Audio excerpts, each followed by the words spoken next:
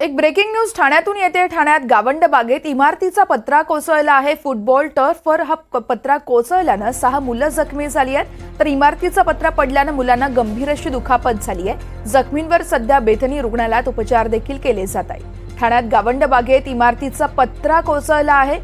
Football टर्फवर हा पत्रा पडल्याने या ठिकाणी 6 मुलं जखमी झाल्यात। इमारतीचा पत्रा पडल्याने मुलांना गंभीर अशी दुखापत झाली आहे। सध्या जखमींवर रुग्णालयात उपचारही केले जात आहेत।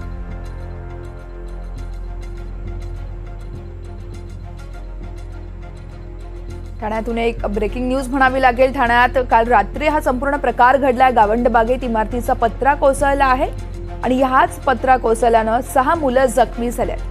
फुटबॉल टर्फवर हा पत्रा कोसळला आणि त्यातच 6 मुलं जखमी झाल्याचं कळतं। इमारतीचा पत्रा पडल्याने मुलांना गंभीर अशी दुखापत झाली आहे। जखमींवर सध्या बेथनी रुग्णालयात उपचारही केले जात आहेत।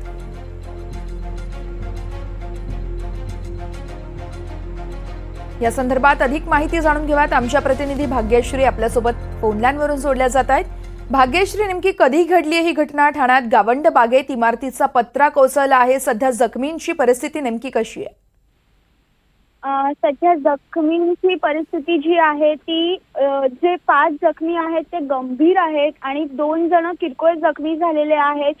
गावंड बाग येथे ही घटना घडलेली आहे। वर्षा, काल संध्याकाळी वादळी वाऱ्यासह पावसाला सुरुवात झाली होती। खरं तर सकाळपासून पावसाने विश्रांती घेतली, मात्र संध्याकाळी जेव्हा पावसाला सुरुवात झाली त्यावेळी समोरच्या इमारतीचा जो पत्रा आहे तो पडून टर्फवर आला आणि त्याच वेळेला ही पोरं तिथे खेळत होती, खेळाडू तिथे खेळत होते।